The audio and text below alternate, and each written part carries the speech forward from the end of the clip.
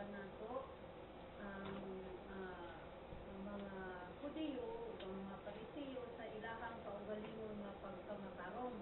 Maski nga nasayod na sila sa may kabubuton sa Dios o kamatuoran man, wala nila gisunod ang kabubuton sa Dios tungod kay mas gusto nila ang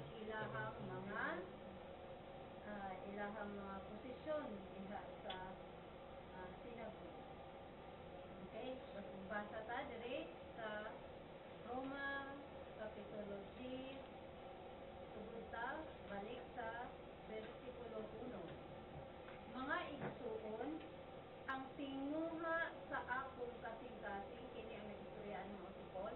Mga igsuon, ang tinguha sa akong kasing-kasing ug pag-ampo sa Dios alang sa Israel mao nga sila unta mga luwas. Kay ako nagpamatuod mahitungod kanila nga sila adunay kasibot sa Dios apan dili sumala sa kahibalo. Kay sila ingon nga mga ignorante sa pagkamatarong sa Dios ug nga nagapaningkamot sa pagtukod sa ilang kaugalingon nga pagkamatarong, wala ipailalom ang ilang mga kaugalingon ngadto sa pagkamatarong sa Dios. So ang tawo naagi tendency sa atoa nga magbuot-buot ta sa atoang pagkamatarong dili subay sa pagkamatarong sa Dios. O karon gabi una naatay hisgutan na usa ka tawo kani siya nagtuo siya nga siya nagbuhat sa kabubuton sa Dios. Apan sa pagkatinuod wala niya gibuhat ang kabubuton sa Dios ug siya nagbuhat sa iyahang kaugalingong pagbuot nga sa iyahang huna nga siya nagbuhat og matarong. Abrihan nato ang atoang Biblia sa 1 Samuel chapter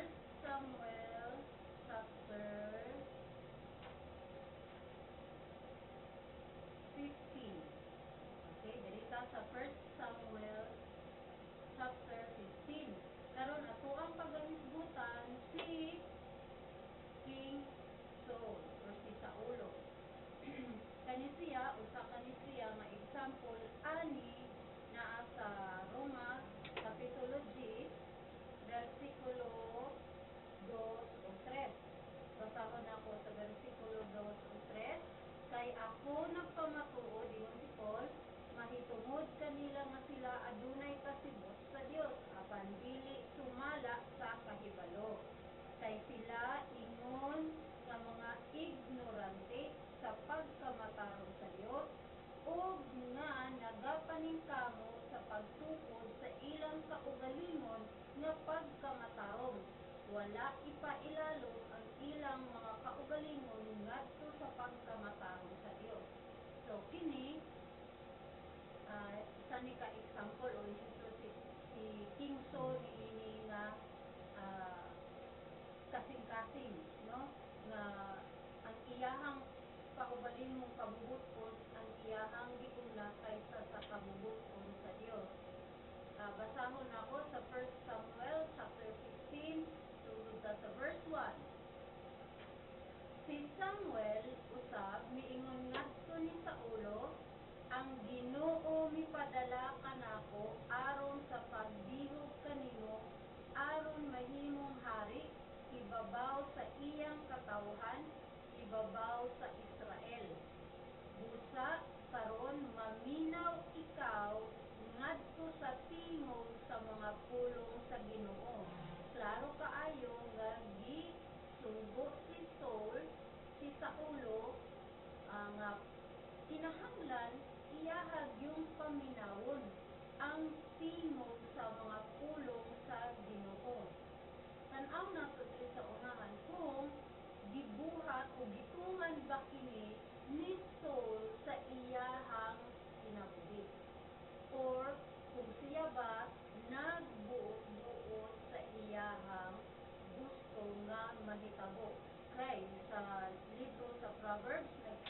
panultihon nag-ingon nga sa mata sa tawo maayo ang ato ang ginabuhat apan sa unahan niini kamatayon. Okay, verse 2 sa 1 Samuel chapter 15. Sa ingon nagasulti ang Ginoo sa mga panon, ako nahinumdom ni atong gibuhat ni Amalek sa Israel. Giunsa nga siya miatang kaniya diha sa dalan, sa diha nga siya mitungas gikan sa Ehipto. Karon adto ug hampaka ang Amalek. Maunay gisugo sa Dios diha kang King Saul, pinaagi kang Samuel. Karon adto ug hampaka ang Amalek ug sa himpit dauta ang tanan nilang nabatunan. Timan-an ato ug unsa gyud ang eksakto nga sugo sa Ginoo diha kang King Saul. Karon adtoa ug hampaka ang Amalek ug sa himpit dauta ang tanan nilang nagapunan ug ayaw sila ipalikay. Klaro kaayo, no? Firm kaayo ang instruction nga gihatag kang King Saul. Padayon ta, apan maniingon pamatya apil ang lalaki ug babayi, ang bag-ong nahimugso nga bata ug masuso, baka ug karnero, kamel ug asno. Ug si Saulo mitigom pagtingog sa katawhan ug miihap kanila didto sa Telaim. 200,000 ka tawo nga naglakaw ug 10,000 ka tawo sa Juda. Ug si Saulo miadto sa usa ka syudad sa Amalek ug miatang diha sa walog. Walog. Okay. So, sa kung tan-aw na to, sa to ang nabasa, si Saulo, mituman siya, no? Kanang murag partial obedience ba? Diha, at nag-gather dayon siya og mga, nagtapok dayon siya og mga tao niya, niadto dayon siya dito sa usa ka syudad sa Amalek. So, tanaw na to kung padayon ba ni siya na nagbuhat sa kabubuton sa Dios kung iyaha bagyong gisunod, bagi paminaw ang mga tingog sa mga pulong sa Ginoo. Verse 6.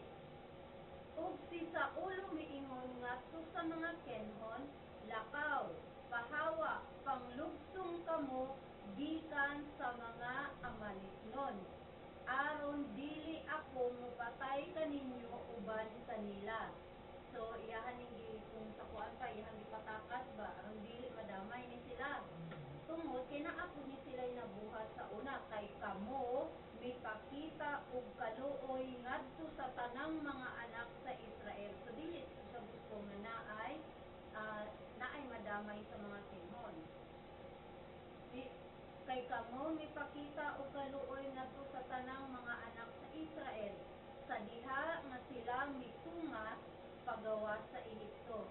Busa ang mga Kenhon mipahawa gikan sa mga Amaleknon. Ug si Saulo, gibuhat na ni Saulo ug unsa ang gisugo kaniya. Ug si Saulo mihampak sa mga Amaleknon gikan sa Havila hangtod ikaw moabot ngadto sa Shur nga atbang sa Ehipto. O siya midakop ni Agag nga buhi ang hari sa mga Amaleknon. Unsa ganito ang gisugo sa iyaha? Pamatyon. Walay ibilin. Balikan na to unsay gisugo sa iyaha. Sa verse 2, sa ingon nagasulti ang Ginoo sa mga panon, ako nahinumdom ni adtong gibuhat ni Amalek sa Israel, gihatang kaniya diha sa dalan sa diha nga siya mitungas gikan sa Ehipto. Karon adtua og hampaka ang Amalek ug sa hingpit. Unsay instruction? Hampakon sa hingpit, dakuta ang tanan nilang nga batunan, ug ayaw sila ipalikay, apan pamatya, apil ang lalaki ug babayi, ang bag-ong himugso nga bata ug masuso, baka ug karnero, kamel ug asno. So sa verse 7, dire nagsugod na si Saulo, ug si Saulo mihampak sa Amaleknon gikan sa Habila hangtod ikaw moabot ngadto sa Shur nga atbang sa Ehipto. Apan naay gibuhat si Saulo nga dili subay sa gisugo sa Dios. Verse 8, ug siya midakop ni Agag nga buhi ang hari sa mga Amaleknon. Una, wala niya gipatay ang hari sa mga Amaleknon. Ang sugo sa Dios hingpit, dauton silang tanan, patyon silang tanan ug dili gyud ipalikay. Gikan sa lalaki, babae, gikan sa mga kaning mga bagong nahimugso, apil ang karnero, katong mga masuso, apil ang baka, karnero, kamel, asno, kapatay tanan nga anaa kanila. Apan si Saulo nabuhat o kaugalingon niya nga kabubuton. Siguro tan-aw niya mao kani ang matarong nga buhaton. Unsa kaya ang naa sa kasing-kasing ni Saulo nganong iyaha man ni gipabilin nga buhi ang hari sa mga Amaleknon. Verse 8, ug siya midakop ni Agag nga buhi ang hari sa mga Amaleknon, ug minurot sa pagpatay sa tanang katawhan pinaagi sa sulab sa espada. Okay, so gipatay niya ang mga katawhan, pero iyahang gipabilin nga buhi ang hari sa Amaleknon nga si Agag. Verse 9, apan si Saulo o ang katawhan, unsa ganitong ingon sa pulong sa Ginoo pinaagi kang Samuel, walay sa ayaw sila ipalikay. Sa verse 9, apan si Saulo o ang katawhan mipaling kawas ni Agag. Dito palang daan nasayo na si Saulo. Apan si Saulo ang katawhan mipaling kawas ni Agag, ug sa pinakamaayo sa mga karnero. So, wala niya pamatay ang mga karnero.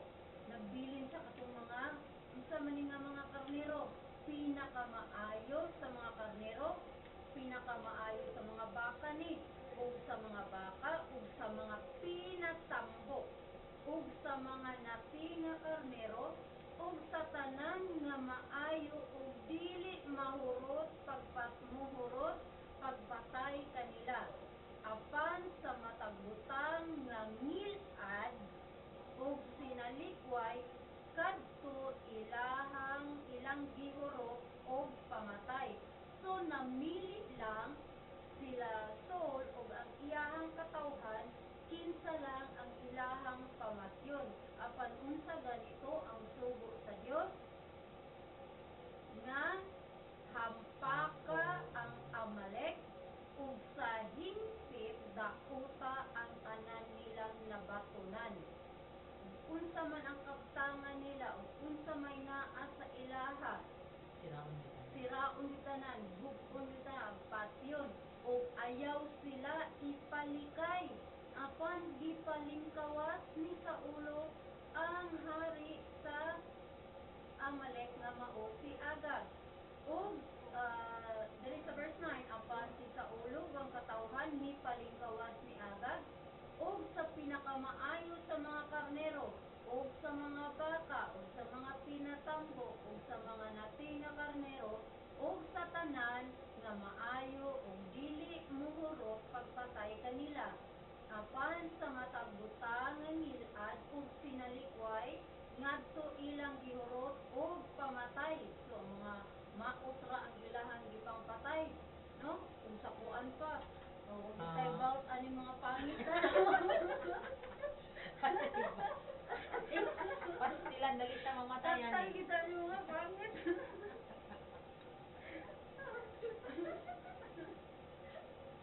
Laina po tayo, no? Ang mga Laina po pangit yung yan, pinsul. Oh, mamili man si to mga hayop. Di ba, sa hayop na to, mga pangit nga mga hayop? Or sa mga tao po nga mga pangit? Ganun. Sa mga kuan, sa mga tao, si Agag, iyahalan si kuan.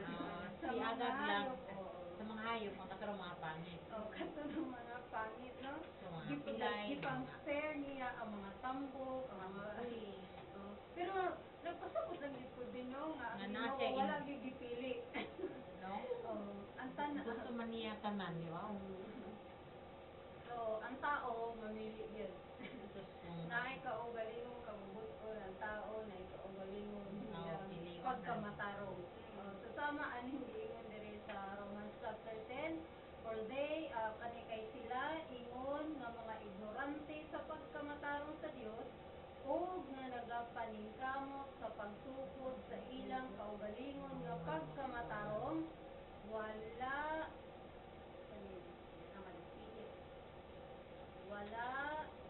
ipailalom ang ilang mga kaugalingon ngadto sa pagkamatarong sa Dios. Mo gid niya ang gibuhat ni Saulo ba. So, apan si Saulo, Ano tayo yung intention? unsa kay intensyon ani ni Saulo no manugiyahan hindi pangbilin, ang ibalaan na Ito ni. rin no? Okay. Apan si Saulo ug ang katawhan ni palingkawas ni Agag ug sa pinakamaayo nga mga karnero ug sa mga baka ug sa mga pinatambok ug sa mga napi nga karnero ug sa tanan nga maayo ug dili mohurot pagpatay kanila. Apan sa matag butang nga ngilad ug sinalikway ngadto ilang gihurot og pamatay. Unya, miabot ang pulong sa Ginoo ngadto ni Samuel nga nagaingon. Kana nakita sa Ginoo unsa ang gibuhat ni Saulo. Mao nga iyahang gisultian si Samuel.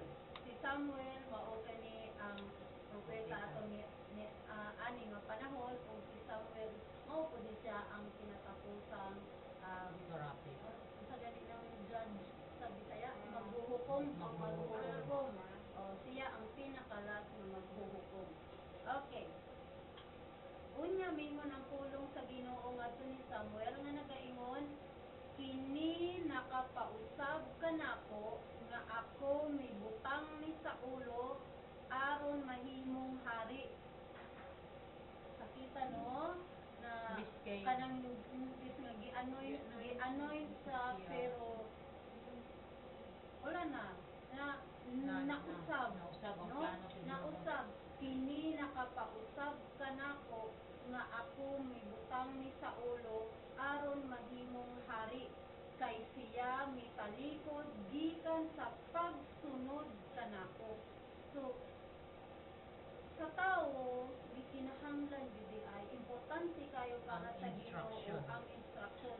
Bitaw kung mag-exam ta no, kung sa kuan pa i-check nimo ang ba. Ang nahitabo imuhang gisirkilan ang ba. So, wala na. Zero na. O kung sa mag-vote sa kanang election. Sa election, di ba mag-shading? Shading ba? Oh, shading. So, kana dili nimo i-shade og tarong dili magawas ang kuan imuhang pag-shade para ikaw pakakarap og shade basta kay naka-shade lang o di na nga walay pulot nga walay bili ang imuhang boto. So mo ni ang nahitabo ani kang sa ulo. Verse 11 kini nakapausab kanako nga ako mibutang ni sa ulo aron mahimong hari kay siya mitalikod gikan sa pagsunod kanako. So following instructions is very important. Number one, daya din nato na no nga kanang kuan kanang ginaatubang sa eskwelahan, no, sa government, sa trabaho, maski asa naagi instruction. So kung dili ka mag-follow sa instruction, dako gid kaayo siya og bikil gid kay sa ba problema gyud. Problema. So kini nakapausab kanako nga ako mibutang ni sa ulo aron mahimong hari. Sakit kayo na ba nga ang Ginoo na mismo niingon ana. No? Nag-expect naman siya. Oo. Kay siya gud ang nag-anoint kay Saul.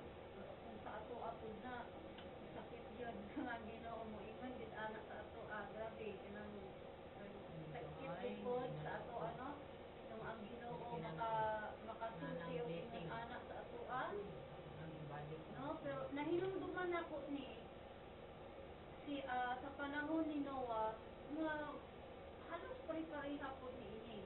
Ningon sa diri nga kini nakapausab kanako nga ako mibutang ni sa ulo aron mahimong hari. Abrihan nato ang Genesis chapter 6. Ani naman din ay. Genesis chapter 6. Okay.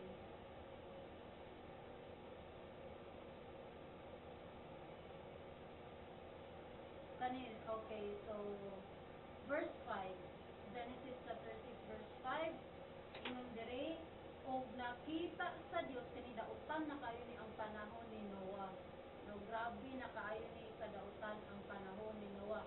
Ingon ang Dios nga ingon sa Biblia nga ang iyahang pagbalik susama na maglantaw dito bibildalan ko makita na nato ang mga sign Mga sign. mga sign Tilimadon. Tilimadon o yung anak nga kanang masusama na gyud ang kalibutan sa panahon ni Noah o sa Sodom and Gomorrah. No? Grabe gyud. Mubalikay na gyud ang Ginoo.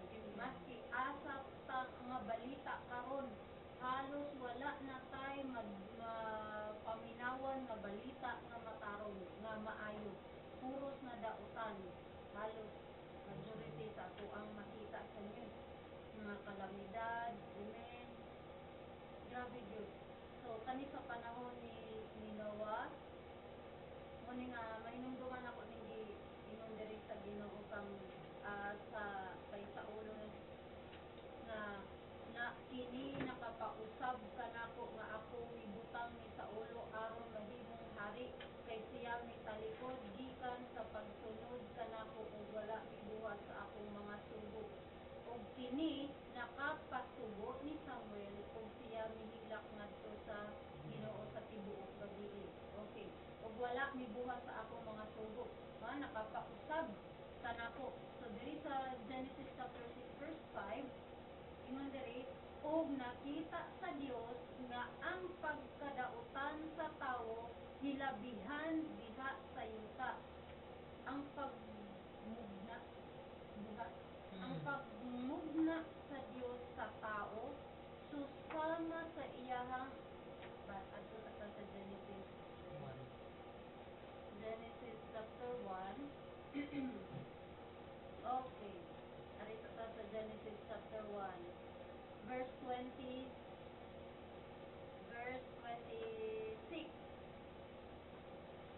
Verse 26.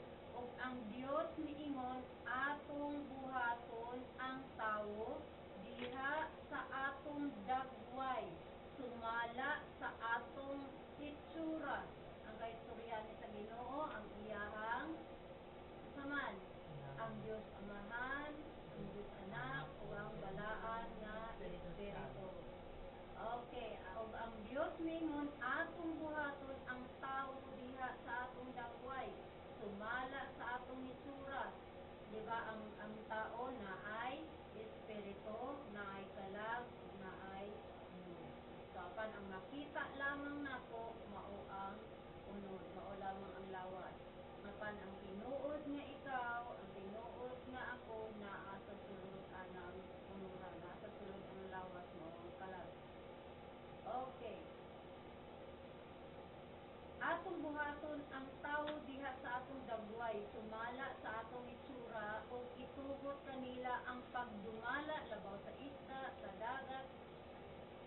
labaw sa langgam sa kahanginan ug labaw sa dagkong mananap ug labaw sa tibuok kalibutan ug labaw sa matag nagakamang nga mga butang nga nagakamang ibabaw sa yuta. Busa ang Dios mimugna sa tawo diha sa iyang kaugalingon nga dagway. Diha sa dagway sa Dios gimugna niya siya, lalaki ug babayi gimugna niya sila. Espesyal kaayo ang tawo. Kay susana gid sa Ginoo ba ang dagway, ang itsura. So, nindot kaayo ang tumong sa Dios. Nganong iyahang gibuhat ang tawo. So, nganong gibuhat man iya ang tao ug ang tanan nga mga binuhat aning kalibutana. So, abrihan nato ang ato ang Biblia sa libro sa Gitpadayag,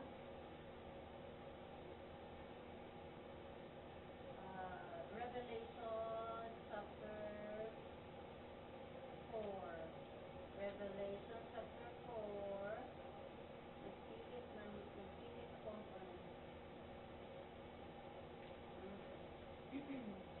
Revelation chapter 4. Nagpilit ka sa iyuan. Hindi na kumabuyan ang makabubunikan.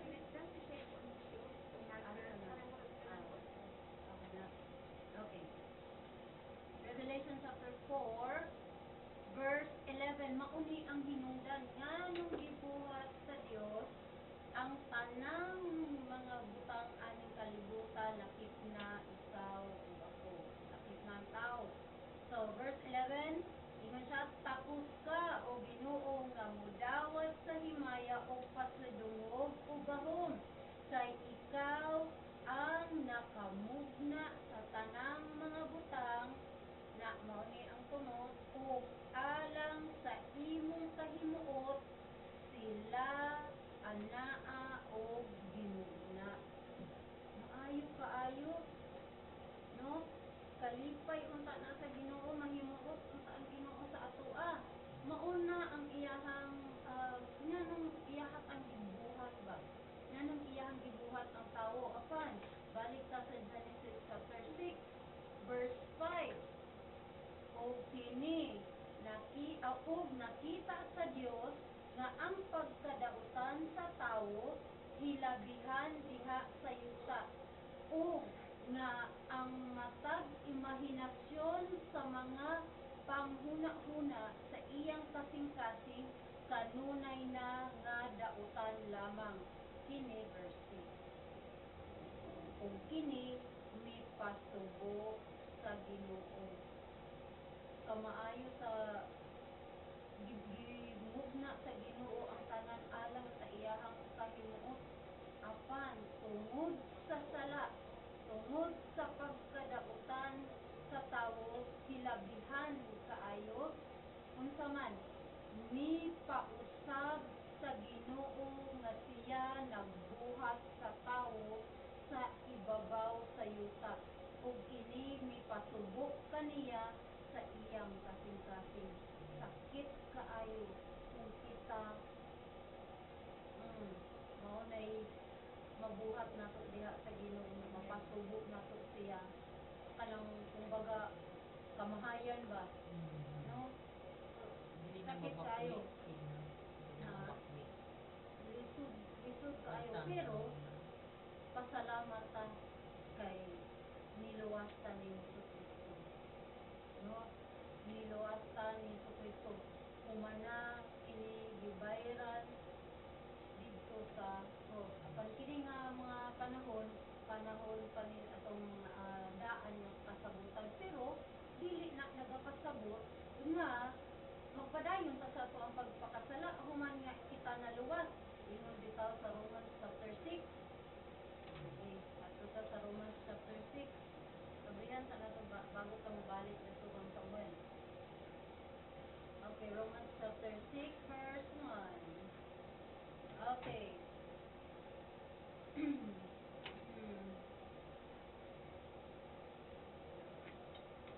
Okay, sugdan na lang nato diri sa chapter 5 verse 9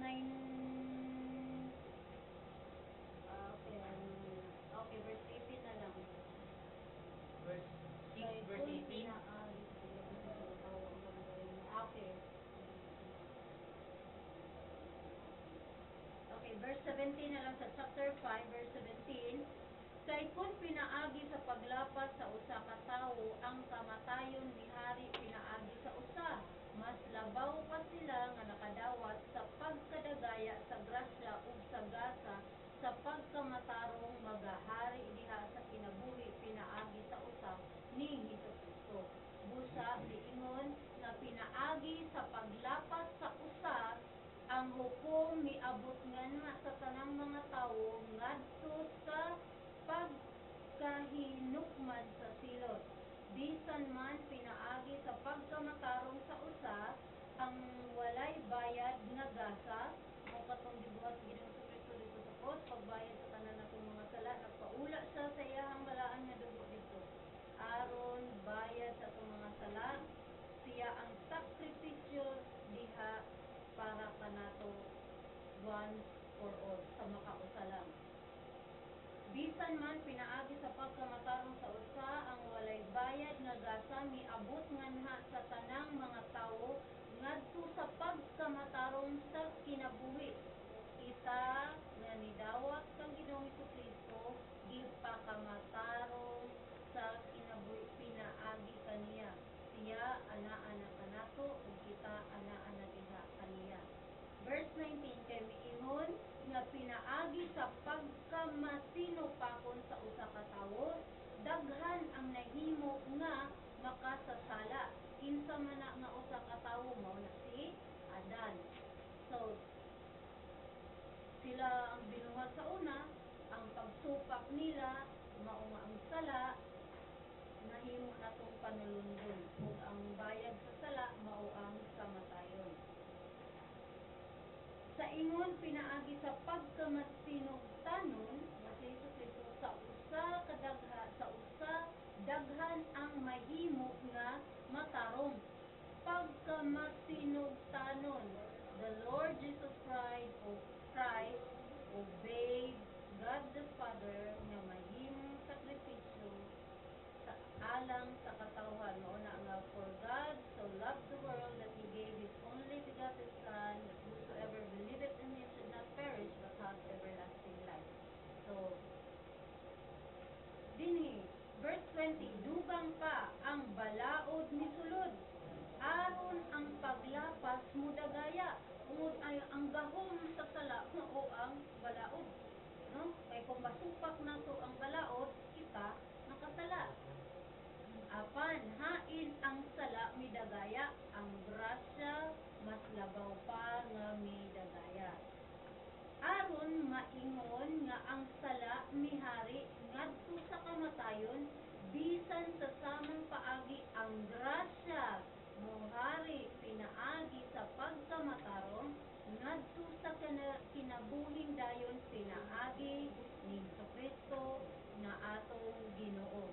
Mao kini Roma Kapitulo 5. Magpadayon bata sa to ang pagpakasala. Ningon diri nan, unsa man ang atong isulti, magpadayon ba kita diha sa sala aron ang grasya mo dagaya? Ang Dios dili mosugot. Unsaon man nato nga mga patay na ngadto sa sala sa pagpadayon sa pagkinabuhi diha ni ana. Wala ba kamo mahibalo nga ingon kadaghan kanato ang nga gibaptismuhan ngadto ni Hesukristo, gibaptismuhan ngadto sa iyahang kamatayon? Busa kita nalubong uban kaniya pinaagi sa baptismo ngadto sa kamatayon, aron sama nga si Kristo gibanhaw gikan sa mga patay, pinaagi sa himaya sa amahan, bisan sa ingon kita usab kinahanglan magalakaw diha sa kabag-o sa kinabuhi. Kung kita mo claim nga kanagadto kita nga si Hesukristo ang atong Dios o maluluwas, ikinahanglan nga naa gyud makita nga kabag-uhan diha sa atong kinabuhi. Kay ug wala na check good na nato ang atong kasing-kasing, no? Kung kita gapadayon gihapon sa ato ang daan nga pagkinabuhi, pagkinabuhi. Okay. So, dili unta nato itugot sa atong kinabuhi ba nga ang Ginoo moingon nga nagmahay ko nimo. Nako.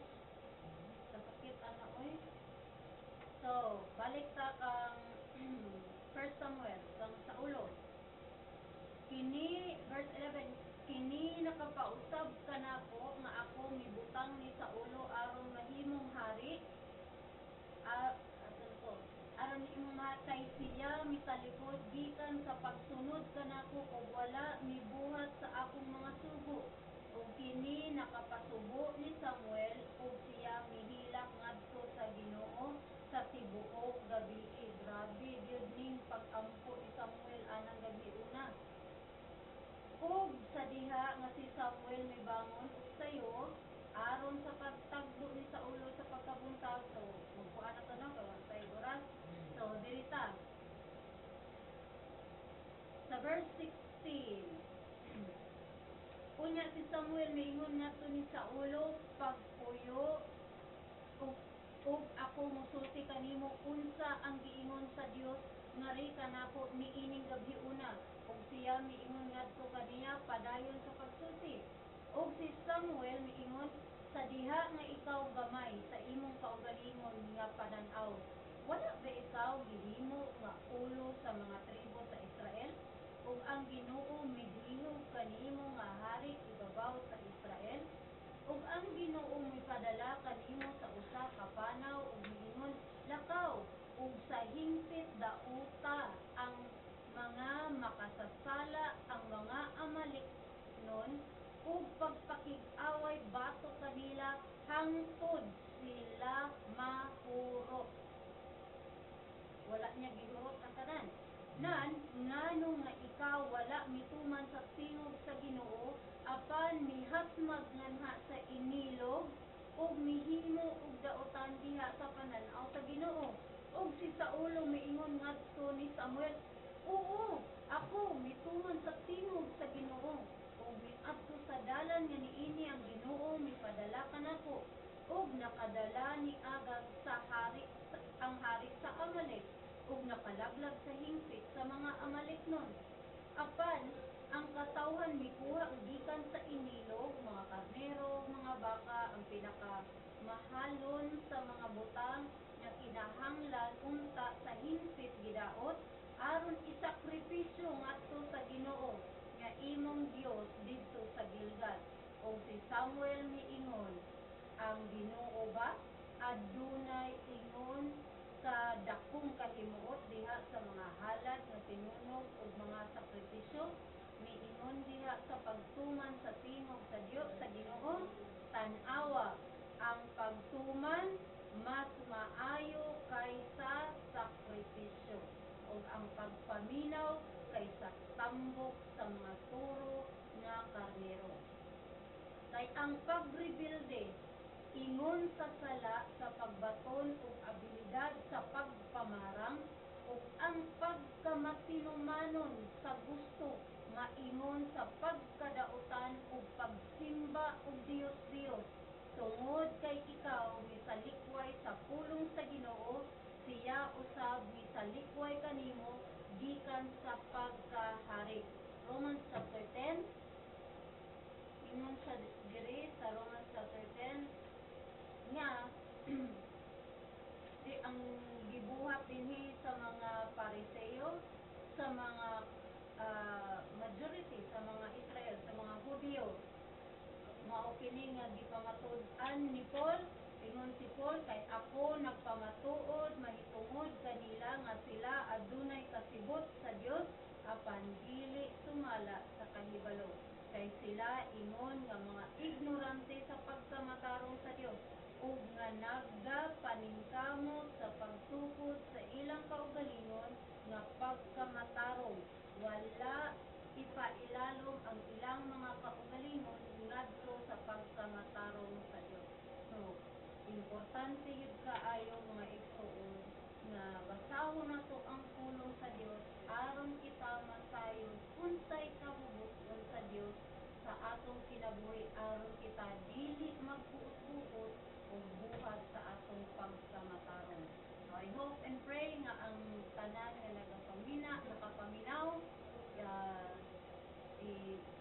kanang Enlighten. ma-enlighten mo, Mahayagan. mahayagan mo,